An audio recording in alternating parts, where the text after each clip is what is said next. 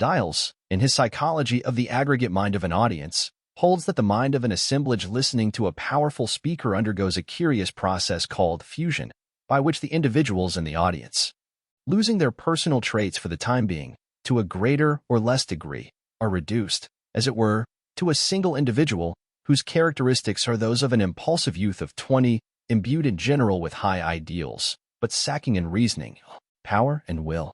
Tard, the French psychologist, advances similar views. Professor Joseph Jastrow, in his Fact and Fable in Psychology, says, in the production of this state of mind a factor as yet unmentioned plays a leading role, the power of mental contagion. Error, like truth, flourishes in crowds.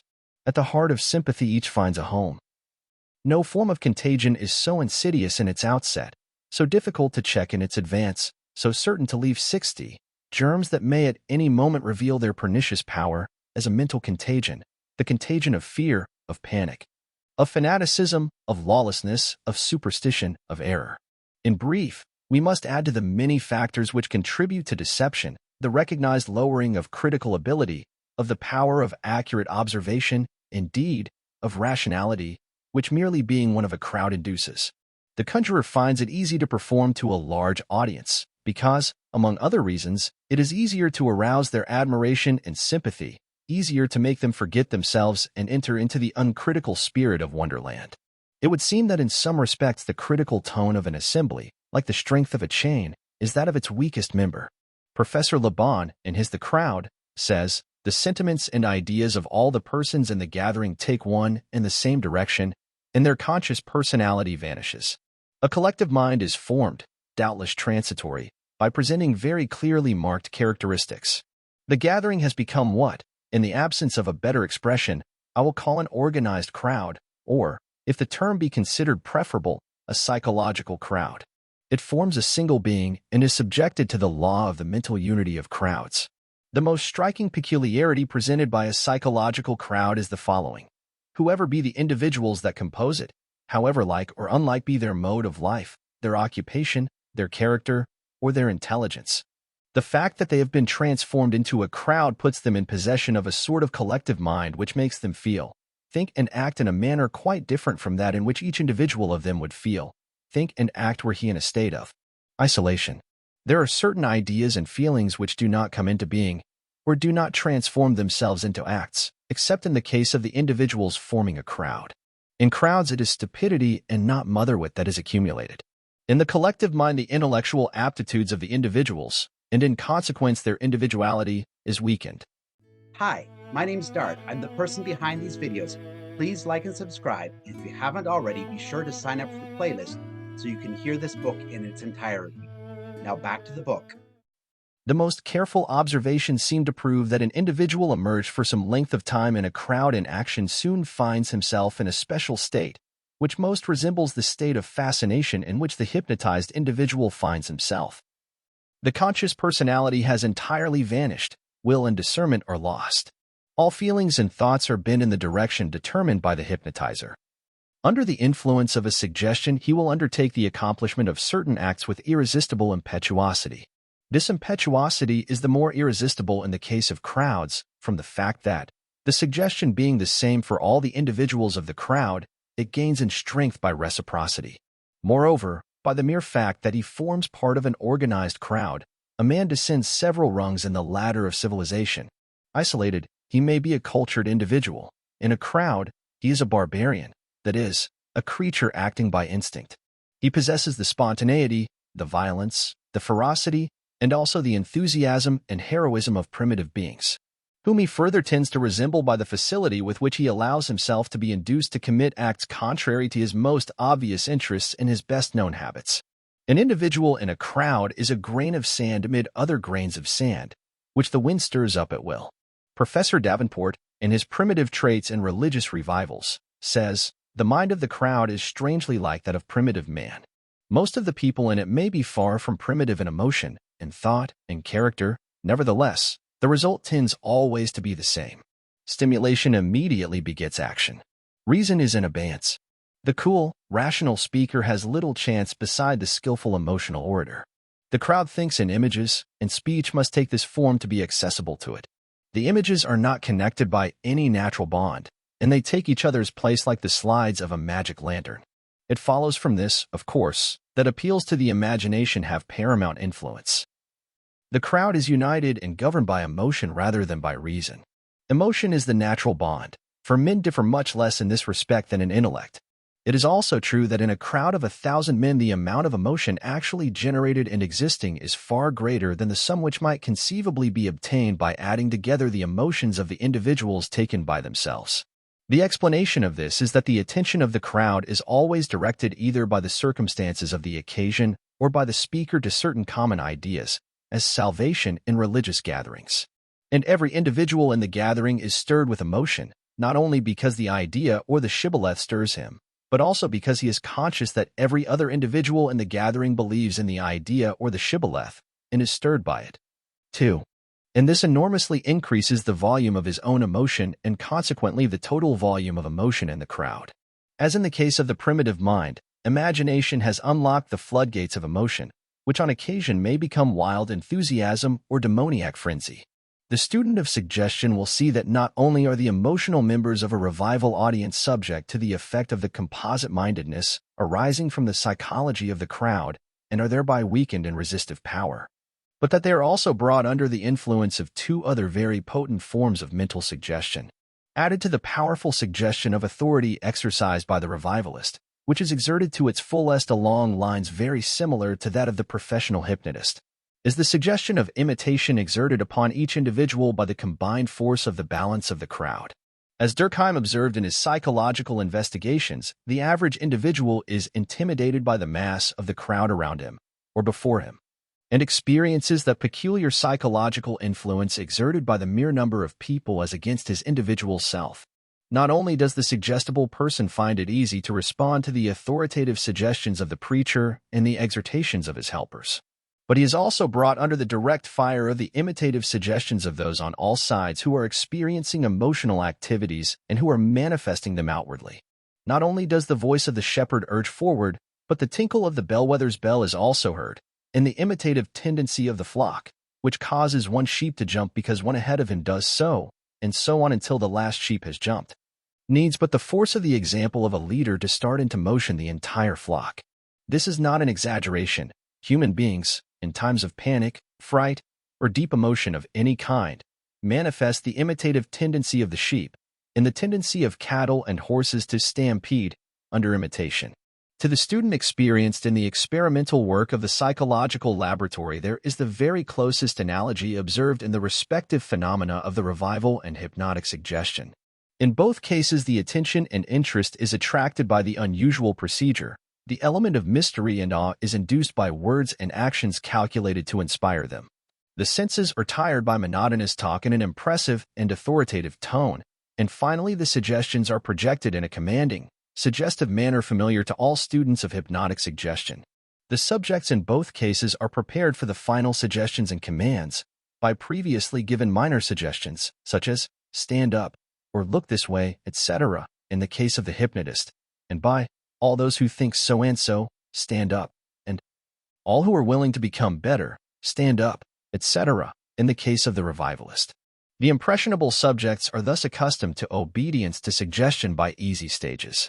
And, finally, the commanding suggestion, come right up, this way, right up, come, I say, come, etc., which takes the impressed ones right off their feet and rushes them to the front, are almost precisely the same in the hypnotic experiment or séance on the one hand, and the sensational revival on the other.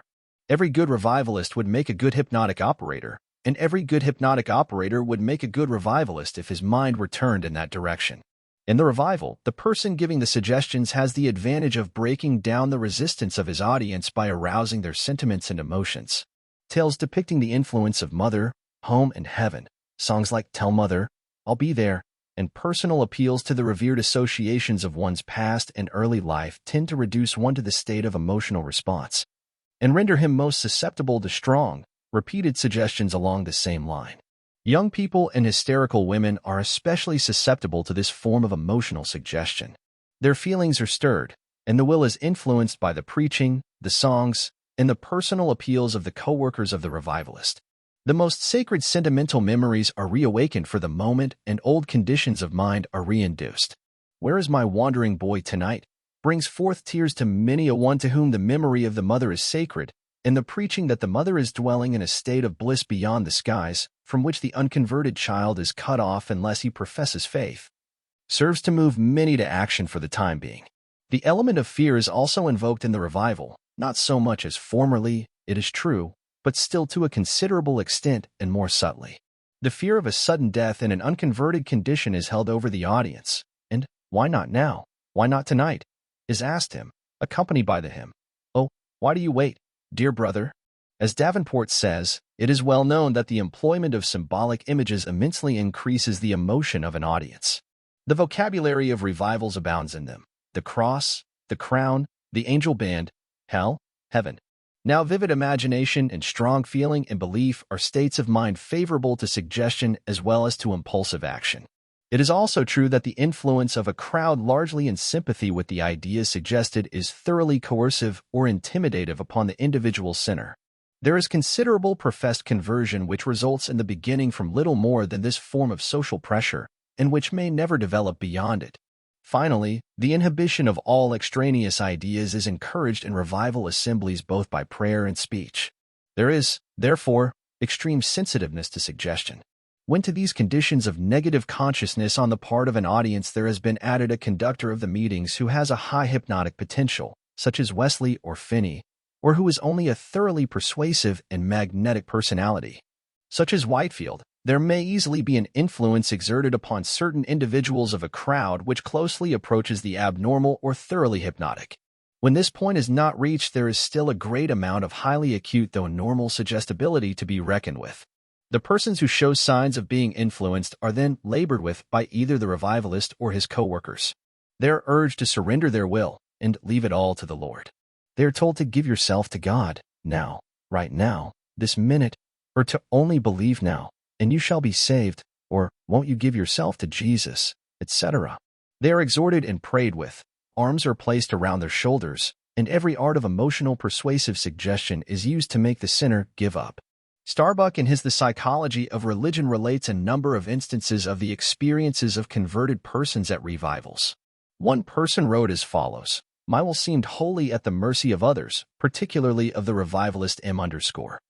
There was absolutely no intellectual element. It was pure feeling. There followed a period of ecstasy. I was bent on doing good and was eloquent in appealing to others. The state of moral exaltation did not continue. It was followed by a complete relapse from orthodox religion. Davenport has the following to say in reply to the claim that the old methods of influencing converts at a revival have passed away with the crude theology of the past. I lay particular stress upon this matter here, because, while the employment of irrational fear in revivals has largely passed away, the employment of the hypnotic method has not passed away. There has rather been a recrudescence and a conscious strengthening of it because the old prop of terror is gone. And it cannot be too vigorously emphasized that such a force is not a spiritual force in any high and clear sense at all, but is rather uncanny and psychic and obscure. And the method itself needs to be greatly refined before it can ever be of any spiritual benefit whatever. It is thoroughly primitive and belongs with the animal and instinctive means of fascination. In this bald, crude form, the feline employs it upon the helpless bird and the Indian medicine man upon the ghost dance votary. When used, as it has often been, upon little children who are naturally highly suggestible, it has no justification whatever and is mentally and morally injurious in the highest degree. I do not see how violent emotional throes and the use of suggestion in its crude forms can be made serviceable even in the cases of hardened sinners. And certainly with large classes of the population the employment of this means is nothing but psychological malpractice. We guard with intelligent care against quackery and physiological obstetrics. It would be well if a sterner training and prohibition hedged about the spiritual obstetrician, whose function it is to guide the far more delicate process of the new birth. Some who favor the methods of the revival, but who also recognize the fact that mental suggestion plays a most important part in the phenomena thereof, hold that the objections similar to those here advanced are not valid against the methods of the revival, inasmuch as mental suggestion, as is well known, may be used for good purposes as well as bad, for the benefit and uplifting of people as well as in the opposite direction. This being admitted, These good folks argue that mental suggestion in the revival is a legitimate method or weapon of attack upon the stronghold of the devil. But this argument is found to be defective when examined in its effects and consequences. In the first place, it would seem to identify the emotional, neurotic, and hysterical mental states induced by revival methods with the spiritual uplift and moral regeneration which is the accompaniment of true religious experience. It seeks to place the counterfeit on a par with the genuine, the baleful glare of the rays of the psychic moon with the invigorating and animating rays of the spiritual sun. It seeks to raise the hypnotic phase to that of the spiritual mindedness of man. To those who are familiar with the two classes of phenomena, there is a difference as wide as that between the poles existing between them. As a straw showing how the wind of the best modern religious thought is blowing, we submit the following, from the volume entitled Religion and Miracle, from the pen of Reverend Dr. George A. Gordon, Pastor Emeritus of the New Old South Church of Boston. For this end, professional revivalism, with its organizations, its staff of reporters who make the figures suit the hopes of good men, the system of advertisements, and the exclusion or suppression of all sound critical comment, the appeals to emotion and the use of means which have no visible connection with grace and cannot by any possibility lead to glory, is utterly inadequate. The world waits for the vision, the passion, the simplicity, and the stem truthfulness of the Hebrew prophet. It awaits the imperial breadth and moral energy of the Christian apostle to the nations. It awaits the teacher who, like Christ, shall carry his doctrine in a great mind and a great character. While there have undoubtedly been many instances of persons attracted originally by the emotional excitement of the revival, and afterwards leading worthy religious lives in accordance with the higher spiritual nature, still in too many cases the revival has exerted but a temporary effect for good upon the persons yielding to the excitement, and after the stress has passed has resulted in creating an indifference and even an aversion for true religious feeling. The reaction is often equal to the original action. The consequences of backsliding are well known in all churches after a spirited revival. In others, there is merely awakened a susceptibility to emotional excitement, which causes the individual to undergo repeated stages of conversion at each revival and a subsequent backsliding after the influence of the meeting is withdrawn. Moreover, it is a fact known to psychologists that persons who have given way to the emotional excitement and excesses of the typical revival are rendered afterwards far more suggestible and open to isms, fads, and false religions than before. The people flocking to the support of the various pseudo-religious adventurers and impostors of the age are generally found to be the same people who were previously the most ardent and excitable converts of the revival. The ranks of the Messiahs, Elijahs, and prophets of the dawn, who have appeared in great numbers in this country and England during the past 50 years, have been recruited almost exclusively from those who have previously experienced the revival fervor in the Orthodox churches. It is the old story of the training of the hypnotic subject. Especially harmful is this form of emotional intoxication among young people and women. It must be remembered that the period of adolescence is one in which the mental nature of the individual is undergoing great changes. It is a period noted for peculiar development of the emotional nature, the sex nature, and the religious nature. The existing conditions at this period render the psychic debauchery of the revival, seance, or hypnotic exhibition particularly harmful. Excessive emotional excitement, coupled with mystery, fear, and awe, at this period of life, often results in morbid and abnormal conditions arising in afterlife. As Davenport well says, it is no time for the shock of fear or the agony of remorse. The only result of such misguided religious zeal is likely to be a strengthening in many cases of those tendencies, especially in females, toward morbidity and hysteria, toward darkness and doubt. There are other facts connected with the close relation existing between abnormal religious excitement and the undue arousing of the sexual nature, which are well known to all students of the subject, but which cannot be spoken of here. As a hint, however, the following, from Davenport, will serve its purpose. At the age of puberty, there is an organic process at work which pushes into activity at nearly the same time the sexual and the spiritual. There is no proof, however, of the causation of the latter by the former. But it does appear to be true that the two are closely associated at the point in the physical process where they branch in different directions, that at that critical period any radical excitation of the one has its influence upon the other. A careful consideration of this important statement will serve to explain many things that have sorely perplexed many good people in the past, in connection with revival excitement in a town, camp meetings, etc. This apparent influence of the devil, which so worried our forefathers, is seen to be but the operation of natural psychological and physiological laws. To understand it is to have the remedy at hand. But what do the authorities say of the revival of the future, the new revival, the real revival? Let Professor Davenport speak for the critics. He is well adapted for the task. He says, "There will be, I believe, far less use of the revival meeting as a crass coercive instrument for overriding the will and overwhelming the reason of the individual man. The influence of public religious gatherings will be more indirect, more unobtrusive. It will be recognized that hypnotization and forced choices weaken the soul, and there will be no attempt to press to decision in so great a matter under the spell of excitement and contagion and suggestion. The converts may be few. They may be many. They will be measured, not by the capacity of the preacher for administrative hypnotism, but rather by the capacity for unselfish friendship of every Christian man and woman. But of this I think we may be confident. The days of religious effervescence and passional unrestraint are dying. The days of intelligent, undemonstrative, and self-sacrificing piety are dawning. To do justly, to love mercy, to walk humbly with God, these remain the cardinal tests of the divine in man. Religious experience is an evolution. We go on from the rudimentary and the primitive to the rational and the spiritual.